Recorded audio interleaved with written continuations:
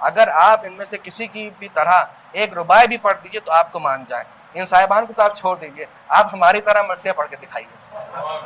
बिस्मिल्लाह। हज़रत आपकी खिदमत में तहज़ीबी सलाम आदाब अर्ज़ करता हूँ मैं। और ये वाक़या तो ऐसा रूनुमा हुआ है जिसमें इतने सारे गोशे हैं, इतने पहलू हैं कि एक आध खमसा तो रखा ही जा सकता है कि जो इनके मुखालफत में और अनीस व दबीर की सताइश में पढ़ा जा सके। और वक्त है, वक्त की बात है कि ज़मीर अख्तर साहब गुज़र गए, वरना उनके एक जुमले पर तकरीबन एक आध अशरा तो पढ़ ही देते जो उन्होंने अनीस व दबीर के ख़िलाफ़ जो मज़क़ा खेज़ बातें कही हैं। और अजीब बात यह है कि कहाँ तो ऐसे लोग थे और कुछ न कुछ अभी भी हैं कि जो मीर अनीस और वाक़या करबला पर पूरे पूरे अशरे पढ़ रहे हैं, और कहाँ ऐसे लोग सामने आ रहे हैं जो अनीस दबीर के कलाम में फ़ी निकाल रहे हैं। और इसका जो उन्होंने आगाज़ किया, जो एक क्लिप बहुत वायरल हुई जिसमें मीर अनीस ने एक लफ्ज़ डांड इस्तेमाल किया, उसके ऊपर ये बोल रहे हैं। मैं उनसे अर्ज़ करता हूँ कि आपको सिर्फ एक ही लफ्ज़ नज़र आया। अगर आप हम में से जो यहाँ मसीह खां हज़रात बैठे हैं, जो इल्म अदब से वाबस्ता साहिबान हैं, अगर आप इनसे पूछिए और हमसे आप कांटेक्ट कीजिए तो अनीस दबीर नहीं, अज़ अव्वल ताईदम जितने भी मरसिया निगार शोरा गुजरे हैं उनके यहाँ से इस तरह के 1000 अल्फाज निकाल के दिखाते। लेकिन उससे मकसद क्या हल करना चाहते हैं आप? आपका हुसूल क्या है इसमें? सन 2024 में आप 1857 की ज़बान पर तनकीद कर रहे हैं। बहुत अच्छा। आप उसमें फरमा रहे हैं कि हमें तरक्की करना है, तरक्की करना है, तरक्की करना है। तो माजी को मिटा के कौन सी तरक्की होती है? और तखरीब कारी करने के बाद कौन सी तामीर होती है? बहुत उम्दा। ये तो समझ में नहीं आता है। बहुत अच्छा। और वो कह रहे हैं कि अनीस ने एक लफ्ज़ रान इस्तेमाल किया। उससे पहले मैं उस पर ही गुफ्तगू थोड़ा सा करना चाहूँगा, ज़रा सा वक्त में आप करूँगा। वो बात शुरू हुई कि मैं तनकीद निगार भी हूँ और मैं तनकीद भी करूँगा। तो ठीक है, आप तनकीद निगार हैं और मौलवी भी हैं और फ़क़ीह भी हैं, न जाने क्या क्या हैं। अल्लाह आपको ये जो क्या क्या है इसमें और भी इजाफ़ा करे। लेकिन ये आप बताइए कि आप वहाँ जो कराची में जो दर्स दे रहे हैं कि तरक्की पसंदी इख्तियार की जाए, तो इस तरक्की पसंदी में जो आप तनकीद निगारी कर रहे हैं और बोल रहे हैं, उसमें ये कौन सा दर्स अखलाक दिया जा रहा है कि बुज़ुर्गों को मतून किया जाए? आप बुज़ुर्गों पर तानाज़न होकर उनके कलाम में फ़ी निकाल कर आप ये कौन सा दर्स दे रहे हैं? कल को लोग आप में भी फ़ी निकालेंगे। और जब आप कह रहे हैं कि मैं तनकीद निगार हूँ, मैं तो तनकीद करूँगा, तो फिर मैं भी तनकीद कर सकता हूँ, कोई बच्चा भी तनकीद कर सकता है कि आप तकरीर तो माशाल्लाह बहुत उम्दा करते हैं। जब कभी वक्त मिलता है या कुछ स्क्रॉल करते हुए कोई तकरीर आपकी आ जाती है, एक दो जुमले आ जाते हैं तो सुन भी लेते हैं, लेकिन आपके इस बयान से हम मुतनफ़िर हो गए, हम आपसे बज़्ज़न हो गए हैं। और जब आप तनकीद कर सकते हैं तो हम भी इतना तो हक़ रखते हैं कि ये कह दें कि लखनऊ में या कराची में जहाँ भी उर्दू बस्तियों में आप जाते हैं वहाँ अरबी लहजे में उर्दू बोलते हैं आप, और शायद अरबी लहजे में उर्दू बोलते हैं तो उर्दू लहजे में अरबी भी बोलते होंगे आप। तो ये तो कोई बात ना हुई। और आप दरस अखलाक दे रहे हैं। मैं तो ये कहता हूँ कि आप ये इस्लाम की बात और तालीमात मासूमीन अलैहिस्सलाम की बात को मैं क्या अर्ज़ करूँ आपके सामने। आप सिर्फ जो अदब का हवाला बार बार दे रहे हैं कि मैं अदीब हूँ और तनकीद निगार हूँ, तो ये अरबी और फ़ारसी और उर्दू अदब के जो इब्तदाई कलाम हैं, इब्तदाई नमूने हैं, इब्तदाई ख़ज़ाने हैं, इनमें कितनी कितनी पूरी पूरी किताबें इन मौज़ूआत पर हैं जिनमें दर्स अखलाक दिया जा रहा है, और कितनी मिसालें हैं, कितने मुहावरे हैं, कितने ज़रबुल अमसाल हैं। ये कहा जाता है कि बुज़ुर्गों पर तनकीद नहीं करना चाहिए, और दूसरे ये कि जो गुज़र गया है उस पर तनकीद नहीं करना चाहिए। आप दुश्मनान अहले बैत अलैहिस्सलाम के लिए जो गुज़र गए हैं, जो मौजूद हैं, कुछ कहने में तकल्लुफ़ करते हैं, लेकिन जो आप हैं, बल्कि जिनसे आप हैं, जिनसे आप हैं, बहुत अच्छा, जिनसे आप हैं, आप उनके खिलाफ ज़बान दराजी फरमा रहे हैं। तो एक साहब ने वहाँ के अदीब हैं मोहम्मद अली सैयद साहब कराची के, उन्होंने पोस्ट लिख भी दी कि आज ये अनीस दबीर पर तनकीद कर रहे हैं, हो सकता है कि अगले साल अशरे में इंशाअल्लाह अल्लामा मजलिसी के ऊपर तनकीद करते हैं। भाई वो तो फिर आपका मैदान ख़ास हो जाएगा कि सुना है कि आप वहीं रहते थे, तो अरबी में आप तो फिर माहिर होंगे, जब उर्दू में ही आलम है तो अरबी में क्या होगा। अच्छा खैर, ये सब तो हो गया। फिर आपने जो ये अहम बात कही कि एक लफ्ज़ रान इस्तेमाल किया अमीर अनीस ने, तो सीधी सी बात ये है कि वो लफ्ज़ उस ज़माने का था, उस अहद का था, और जहाँ पर वो इस्तेमाल हुआ है वहाँ पर बहुत मौजू इस्तेमाल हुआ है, और वहीं पर वो फसीह था, वहीं पर वो बलीग था, वहीं पर वो सलीस था। बहुत अच्छा। और इससे मुताल्लिक़ जो भी और अल्फाज जो बनाए जाते हैं, रान, रनसाला पहनाना, सारी चीज़ें मौजूद हैं। आपको अगर आप न जाने कहाँ रहते हैं, अब शायद लंदन शिफ्ट हो गए, आप कभी लखनऊ तशरीफ़ लाइए और यहाँ पर कहीं दूर ना जाइए, आप शाहगंज चले जाइए, वहाँ पर आपको अब भी ये रसूम मिलेंगे। रनसाला पहनाया जाता था बाकायदा, जो बेवा हो जाती थी औरत। और ये लफ्ज़ रान सिर्फ बेवा के लिए नहीं है, जो 30 साल से कम उम्र की खातून जो बेवा हो जाए उसके लिए लफ्ज़ इस्तेमाल किया जाता है। बहुत अच्छा। और उसको बाकायदा रनसाला पहनाया जाता था। अब वो बहुत जगहों पर वो तहजीब ख़त्म हो गई है, अब सिर्फ दुपट्टा ही, सफ़ेद दुपट्टा ही पहना दिया जाता है कि भाई ये ओढ़ लो, ये हो गया, एक जो रस्म है वो पूरी हो गई। तो ये इस तरह के बहुत सारे अल्फाज हैं। अब मीर अनीस मरसिया कह रहे थे इब्तदाई उम्र में, तो वाक़या नक़ल कर रहे थे, उस नज़्म कर रहे थे कि इमाम हुसैन पुश्त रसूल पर आना चाहते हैं और रसूलुल्लाह उनको मना रहे हैं। तो उन्होंने एक मिसरा कहा कि जब रूठते हैं आप तो मुश्किल से मनते हैं। मनते हैं, बहुत अच्छा। जब रूठते हैं आप तो मुश्किल से मनते हैं। अब वो उसमें फ़िक्र कर रहे थे, अमीर खलीक़ा है, उन्होंने पूछा कि साहबजादे क्या है, क्या मामला है, कहाँ रुक गए आप? क्या अब्बा ये मिसरा हो गया है, रसूलुल्लाह की पुश्त पाक पर इमाम हुसैन तशरीफ़ लाना चाहते हैं, मिसरा ये हो गया है, जब रूठते हैं आप तो मुश्किल से मनते हैं। तो उन्होंने कहा कि कोई मसला नहीं है, वो मिसरा यूँ कर दो तुम, जब रूठते हैं आप तो मुश्किल से मनते हैं, अच्छा सवार हो जिए हम ऊँट बनते हैं। क्या कह रहे हैं? अच्छा सवार हो जिए हम ऊँट बनते हैं। तो ये होजिए पर आप तनकीद करने लगिए, या अभी लखनऊ में हमारे यहाँ हैगा बोला जाता है, उस पर तनकीद करने लगिए। और अनीस के यहाँ भी ये लफ्ज़ मौजूद हैं। और ये अभी जैसे आतियाँ जातियाँ का जिक्र हुआ, इंशाअल्लाह खां इंशा के दौर तक भी, उसके बाद भी इस्तेमाल होता था। और अभी भी आप दिल्ली चले जाइए, उसके मज़ाफ़ात में चले जाइए, लखनऊ और फैज़ाबाद को आप हटा कर अगर देखिए, इससे बाराबंकी के जो शोरफा हैं जो शहर में रहते हैं, उसके अलावा आप देखिए तो सब जगह आपको मिल जाएगा कि वो लेते आइयो, आ जाइयो, चले जाइयो, अभी भी इस्तेमाल होता है। तो ये आप कौन सा अदब पेश कर रहे हैं, कौन सी तनकीद निकाली है? आप लिसानियात की बात करते हैं, आप उर्दू के लिसानियात से ही वाकिफ़ नहीं नज़र आते हैं, ये कौन सी बातें हैं? और हमारा दिल इसलिए ज़्यादा दुख रहा है क्योंकि हम उस जगह से मुताल्लिक़ हैं कि जहाँ से मीर अनीस आए थे। वाह। और इत्तेफाक से ये अजब इत्तेफाक है, ये हुस्न इत्तेफाक है कि वो पैदा वहाँ हुए थे और आ यहाँ गए। हम पैदा भी यहीं हुए और रह भी यहीं रहे हैं और मर भी नहीं जाएंगे इंशाअल्लाह।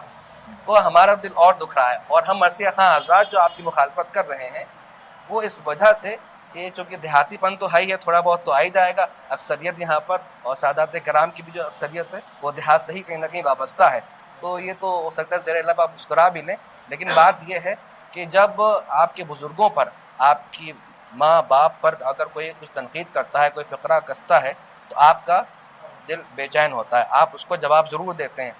तो जो मरसिया खां हज़रत यहाँ हैं या दुनिया में कहीं भी हैं जहाँ जहाँ उर्दू बोली जाती है, तो अनीस और रबीक के ख़िलाफ़ हम कुछ इसलिए नहीं सुनेंगे क्योंकि वो हमारे माई बाप हैं। बहुत भैया उनकी वजह से हम हैं। अगर वो ना होते, वो मरसिए ना कहते, वो सलाम और रुबाइयाँ ना कहते, माई बाप बहुत है, तो फिर हम क्या करते, हम क्या पढ़ते? और आप तनकीद किस पर करते हैं? आप सेमिनार किस पर करवाते? आप लोगों से मजमून किस पर लिखवाते? ये कौन से मजमून आप लिखवा रहे हैं और खुद लिख रहे हैं, ये समझ में नहीं आ रहा है।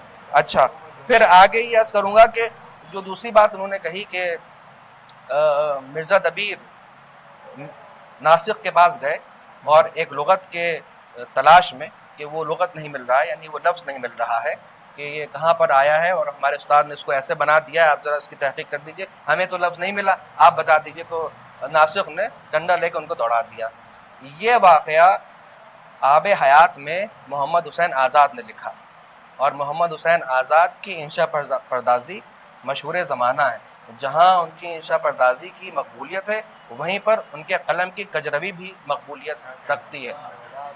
बहुत मकबूलियत रखती है उनके कलम की कजरवी, कि वो किसी को कुछ बना दिया, अपने उस्ताद को इतना बढ़ा दिया कि पूछिए ना, और उनके जो हिज़्ब खिलाफ में असहाब थे उनको इतना गिरा दिया कि पूछिए मत।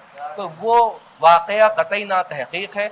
और इसकी तनक़ीद में शुरू में जो आब हयात की तनक़ीद पर एक किताब लिखी गई थी, मीर मोहम्मद ज़हीर ने किताब लिखी थी, यहीं लखनऊ में छपी थी। उसमें उन्होंने कहा कि ये वाक़या रूनुमा होना तो बहुत दूर की बात है। मिर्ज़ा दबीर कभी उस गली में भी नहीं गए जहाँ शेख नासिक रहते थे। और ये तो कुजा बात कि वो उनसे जाकर इस्लाह, जब उनके उस्ताद मौजूद हैं और मरसिए के ही उस्ताद हैं, वो उनसे क्या इस्लाह लेंगे जाकर। और आप फिर अनीस और दबीर की इस्लाह फरमा रहे हैं। मीर अनीस का जो इल्मी मकाम है वो आप जानते होंगे, बल्कि जो लोग रिसर्च करते भी हैं तो मिर्ज़ा दबीर को ज़रा चश्मे कम से देखते हैं, लेकिन ये बात बिल्कुल हक़ाइक़ पर मबनी है और इसके शवाहिद बहुत मौजूद हैं कि मिर्ज़ा दबीर ऐसे थे कि उस वक्त वो बाकायदा मुज्तहिद थे, बेशक बाकायदा मुज्तहिद थे। और उनकी जो उन्होंने रवायात लिखे, नज़्म किए हैं, उनमें बजा उन्होंने जिक्र किया है कि मैं क्या कहाँ से उठा रहा हूँ, कौन से रवायत कहाँ से ले रहा हूँ, कौन सा लफ्ज़ मैं नज़्म कर रहा हूँ। और फिर उन्होंने बहुत सारे लफ्ज़ मुज़क्कर मुअन्नस और ये जमा वाहिद में अपने हिसाब से मुज्तहिदाना तौर पर उन्होंने इस्तेमाल किए हैं और नज़्म किए हैं। आप मुज्तहिद हो सकते हैं फ़िक़्ह में, वो अदब में मुज्तहिद नहीं हो सकते हैं। वो तो उनके घर की ज़बान है, वो उसमें मुज्तहिद नहीं हो सकते हैं क्या। अच्छा साहब, फिर आगे उन्होंने कहा तो नहीं हो सकता, कह भी थे कि एक और वाक़या है। जी हाँ, अभी तो पूरा अशरा मेरे ख्याल में बाकी है, तो हो सकता है वो कहीं कह दें कि आतश बैठे हुए थे और मिर्ज़ा दबीर मरसिया पढ़ रहे थे, तो कहा कि अरे ये तो लंदूर बिन सादान की दास्तान पढ़ रहे हो तुम। ये वाक़या भी मोहम्मद हुसैन आज़ाद ने लिखा है। ये वाक़या भी उसी तरह गलत है जैसे नासिक वाला वाक़या गलत है। और उस मजलिस में उस वक्त मीर मोहम्मद ज़हीर मौजूद थे और उनका बयान है उनकी किताब में, जो मेरे पास है किताब वहाँ रखी हुई है, कि उन्होंने कहा कि उस मजलिस में मैं मौजूद था और मेरे सिनो साल के अभी बहुत सारे हजरात मौजूद हैं जो वहाँ मौजूद थे। आतश ने वही तनकीद नहीं की थी, बल्कि उनकी और तारीफ़ की थी, किस अच्छे अंदाज से तुमने इस मरसी को दास्तान के रूप में पेश किया। अच्छा साहब, एक सलवात पढ़ दीजिए। बस आखिर में मैं ये अर्ज़ करना चाहूँगा कि बहुत जब से उनको सुन रहे हैं या सुन लेते हैं या कहीं सुनाई दे जाते हैं या कहीं दिखाई दे जाते हैं कुछ बोलते हुए, कुछ लिखते हुए, तो हमेशा वो कहते हैं, जब ये लखनऊ में भी रहमुल्लाह खां के इमामबाड़े में एक मजलिस रखी गई थी और सेमिनार के रूप में मजलिस थी और मजलिस के रूप में सेमिनार था, तो उसमें हमारे बरादर मुअज़्ज़म मोहसिन अब्बास साहब को दावत दी गई थी कि आप उसमें मरसिया पढ़िए।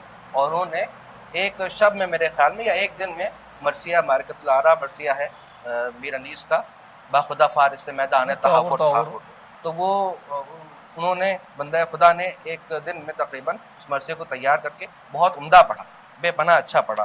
फिर उसके बाद जब इनको बोलने के लिए कहा गया तो क़राइन ये कहते हैं, जैसे उनके क़राइन हैं तो हमारे भी क़राइन हैं, वो ये कहते हैं कि और उसके बाद की मजलिस में भी कहा कि लखनऊ में अब ये आलम है कि कोई मरसिया नहीं पढ़ पाता, जबकि उन्होंने मरसिया ना पूरा सुना सही से, ना मौजूद थे, और ये भी नहीं देखा कि किसने क्या तैयार किया है, किस अंदाज से तैयार किया है और किस बेमिसाल तरीके से मोहसिन अब्बास साहब ने उसको पढ़ा था। या मरसिया कोई सही से पढ़ नहीं पाता है, हर जगह यही कहा करते हैं मरसिया कोई सही से पढ़ नहीं पाता है। और उस मजलिस में भी कहा और वहाँ भी कराची में कहा कि लोग मुझसे लिसानियात पर बात करें और जो बहुत बड़े हैं वो जो मिर्ज़ा दबीर की रवायत का जिक्र कर रहे हैं कि मेरे सामने आकर बैठें और जब तक मैं तबसरा ना करूँ मिर्ज़ा दबीर की वो रवायत मरसी में कोई समझ नहीं सकता है।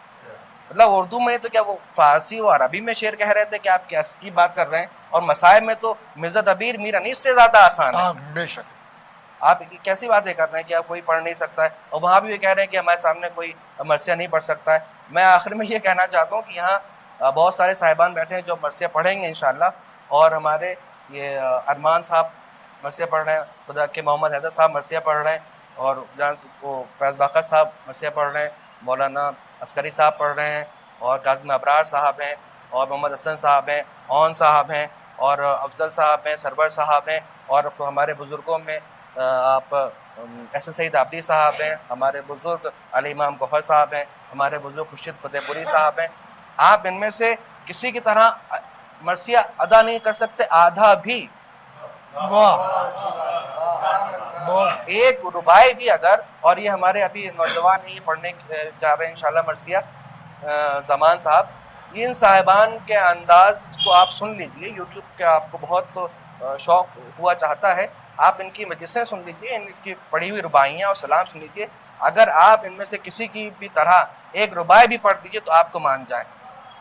तो इन साहिबान को तो आप छोड़ दीजिए, मैं आखिरी बात कर रहा हूँ, 2-3 शेर मुझे अर्ज करना है। इन साहिबान को तो आप छोड़ दीजिए, आप हमारी तरह मरसिया पढ़ के दिखाइए तो हम आपको मान जाए। और आप उन पर तनकीद कर रहे हैं उन पर तनकीद कर रहे हैं जिनके लिए जोश जैसा शायर ये कह रहा है कि जैसा आपने फरमाया, तो पहले मिसरा मुझे याद आ गया कि तेरा हर तारे नफस, हजरत तेरा हर तारे नफस रूहुल अमी की जान है, तेरा हर तारे नफस रूहुल अमी की जान है, तू मेरी उर्दू ज़बां का बोलता कुरान है,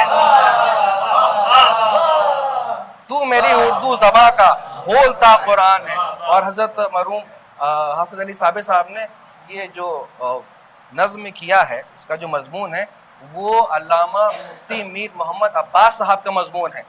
एक मजलिस में मुफ्ती मीर मोहम्मद अब्बास साहब तशरीफ रखते थे, मीर अनीस ने मरसिया पढ़ा और खूब तारीफ हो रही थी, खूब वाहवा हो रही थी, खूब लोग मुसाफ हुए, बहुत गिरिया हुआ, लेकिन मुफ्ती साहब किनारे बैठे हुए थे, उन्होंने कुछ भी नहीं कहा, अपने लबों को जुम्बिश नहीं दी कि जो मजलिस के बाद लोग मुसाफिया करते हैं, गुफ्तगू होती है, वो खामोश बैठे रहे, न जाने किस ख्याल में थे वो बैठे रहे। जब सबसे मिल चुके मीर अनीस, तो जाके उनसे पूछा कि हुजूर आपको क्या पसंद नहीं आया मेरा मरसिया, आपको क्या ख्याल है? कहने लगे मियाँ मैं उस मरसिए की क्या तारीफ़ करूँ और उस ज़बान की क्या तारीफ़ करूँ कि अगर कुरान हिंदुस्तान में नाजिल होता तो आपकी ज़बान में नाजिल होता। ये वो वाक़या है पूरा। और सिर्फ जोश और नसीम अमरोवी, उनको नहीं, हजारों शायर जो गजल भी कह रहे हैं, जो नज्म कह रहे हैं, अंसारी ने भी अच्छा कहा है, जो अदब में आना चाह रहे हैं, जो किसी भी फील्ड में आना चाह रहे हैं, जो ज़बान और अदब से मुताल्लिक़ है, बगैर अनीस और दबीर के कहीं आगे भी नहीं बढ़ सकते। यहाँ तक कि वाजिद अली शाह अख्तर ने कह दिया मिर्ज़ा दबीर के लिए कि बचपन से इनके दामे सुखन में असीर हूँ। वाजिद अली शाह कह रहे हैं, जिससे बड़ा अदीब मुझे नहीं लगता कि उर्दू में कोई पैदा होगा, इतनी किताबें उन्होंने लिखी है। बचपन से इनके दामे सुखन में असीर हूँ, मैं कम सनी से आशिक़ नज़्मे दबीर हूँ। शुक्रिया।